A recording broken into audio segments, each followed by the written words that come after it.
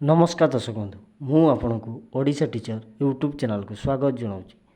चलतु डिस्कसन करवा 2024 मसीह जो आज आपंकर जो ओटीईटी एग्जाम थिला तो तार आंसर की बाबद में तो आज मैं बर्तमान डिस्कसन करवा सीडीपी जो 30टा क्वेश्चन रही तो तार आंसर प्रकृत में कौटा कौटा हम तो यहाँ गोटे अनऑफिशियल आंसर की यहीटा आपणकर जे 100% कन्फर्म बोली सेमती किसी ना कहीं ना बीएससी जो आम आपणकर जोटा दब आंसर की सहीटा ही आपणकर परफेक्ट आंसर की जहाँ माध्यम आप चैलेंज करें एवं नंबर पाइपर तो यहाँ रही संपूर्ण भाव में अनऑफिशियल तो आशा करा गुड़ा आंसर हम बोली तो क्या ज्ञान अनुजाई ना मोर ज्ञान अनुजाई मु आशा करुड़ा ठीक हम बोली तो चलतु डिस्कसन टी को आरंभ करवा।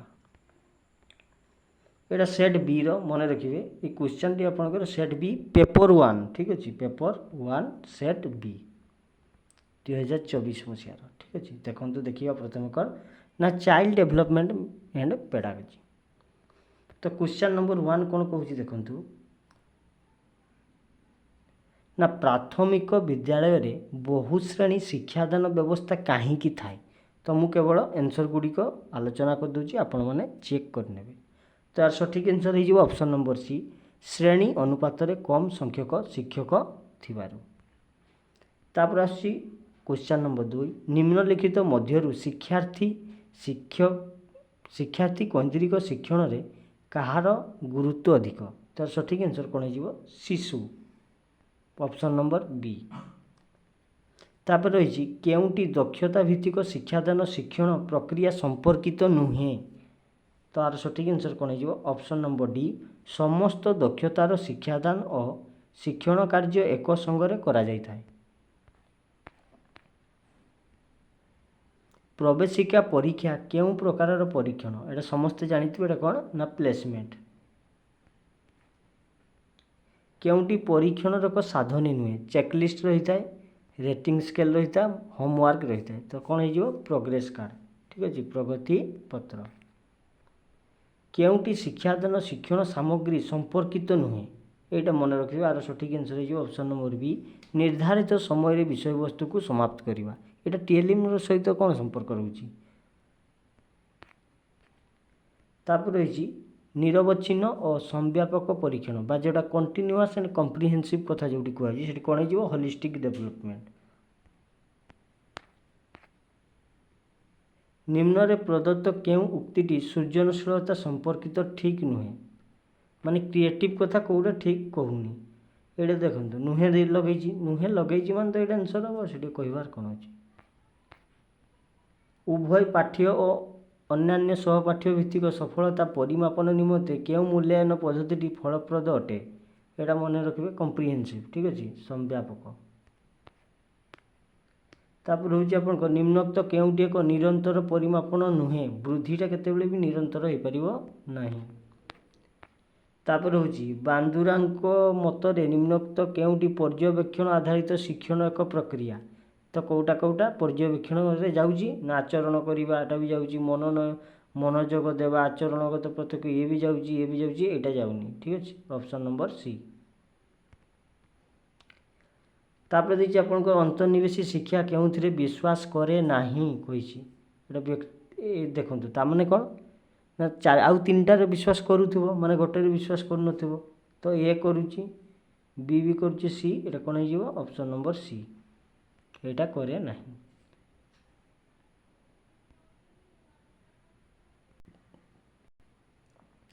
तापर हूँ आपंकर 13 नंबर ठीक अच्छे 13 नंबर कौन देजी ना यूडीएल फुल फॉर्म कौन ना यूडीएल फुल फॉर्म कौन हो option number D universal design for learning. तापर हूँ आपंकर निम्न रे प्रदत्त केउ आचरणगत उदाहरणटी अभिप्रेरणार सर्वोत्कृष्ट दृष्टांत अटे तार सठिक आंसर कौन हो ऑप्शन नंबर सी रीता सर्वदा पठन रे खूब आग्रह और दक्षता प्रदर्शन करुछंती।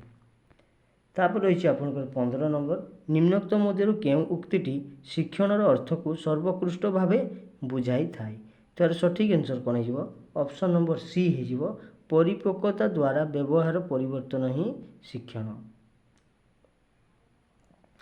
तापर रही आपंकर शिक्षार्थी मानक भिन्नता को दृष्टि रखी आमको केउं प्रकार पाठ्यक्रम को आपणाइबा को पड़िबो। एटा कौन ना अंतर्निवेशी पाठ्यक्रम। तापर रही निम्नोक्त मध्यरु केउंटी मेधावी शिक्षार्थी मानक पई एक शिक्षा व्यवस्था नुहे।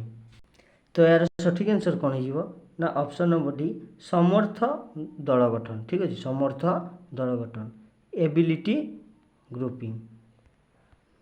तापर रही आपंकर केउं जोड़ीटी शिक्षण तीन उपादान संपर्कित नुहे।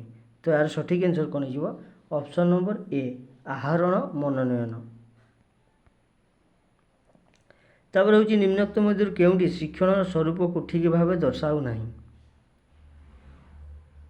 ऑप्शन नंबर डी शिक्षण हूँ एक तथ्य मन रखा प्रक्रिया। तापर रखा 20 नंबर पारंक मतानुसार शिशुठारे आचरणगत परिवर्तन क्या सह घटी थाए। तो सठिक आंसर कौन होता है ना विकास बा पूर्णता।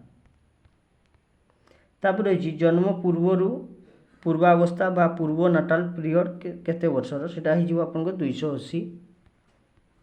तापर 2 वर्ष बयस यौवन आरंभ मध्यवर्ती समय को कौन कह जाए ना बाल्यावस्था बा प्राक कैशोरावस्था। तापर रही कौन ना मानवीय वृद्धिर केउं अवस्था शारीरिक विकास शिथिल हो जाए। तो यार कौन हो सठिक आंसर ना आद्य बाल्यावस्था केते स्लो होता है ना प्री चाइल्डहुड। निम्नोक्त केउंटी वृद्धि और विकास एक बाह्य कारक अटे। मन रखिए यार सठिक आंसर कौन हो बाह्य कारक जो कथा कहुच्छी। तो यार सठिक आंसर हो तो यार सठिक आंसर कौन हो जैविक कारक। तापर हूँ निम्नोक्त केउंटी विकास एक नियम नुहे। तो विकास कौटा एक नियम नुहे ना विच्छिन्नतार नियम। तापर हूँ हल्लंक मतानुसार निम्नोक्त केउंटी प्राक कैशोरावस्था सामाजिक विकास एक वैशिष्ट्य नुहे। तार सठिक आंसर कौन हो सांगसाथी को खेलना बांटिबा। तापर हूँ बौद्धिक विकास प्रथम पर्याय केते को कौन कह जाए ना संवेदिकारक पर्याय जार बयस सीमा 0 ରୁ 2 वर्ष। तापर रही केउंटी कार्य माध्यम शिक्षण पद्धति अंतर्भुक्त ये कौन हो प्रकल्प पद्धति। कौन हो प्रकल्प पद्धति बा प्रोजेक्ट मेथड। तापर रही मनीषर भ्रूण में केते जोड़ा क्रोमोजोम बा गुणसूत्र देखा मिलता है। कौन हो 23 जोड़ा बा 44 टी। तापर रही अधिकांश मनुष्यों पाखरे देखा जाउथिबा बौद्धिक बा बुद्धिआंक परिसर केते एटा कौन हो ना 70 ରୁ 100। तो बंधुगण यही आपण मानी आज जो आपंकर टीईटी एग्जाम होता 4 चाइल्ड डेभलपमेंट पेडागोजी जो 30 टी क्वेश्चन आसाला। तो तार आंसर की कौन कौन हम यहाँ गोटे अनऑफिशियल थिला। तो पुणी देखा आपन सहित गोटे नुआ भिडियो जदि चैनल नुआ थे चैनल टी सब्सक्राइब करेंगे। भिडियोटी जदि प्रकृत में आपन हृदय को छुईव भिडियोटी गोटे लाइक करदे।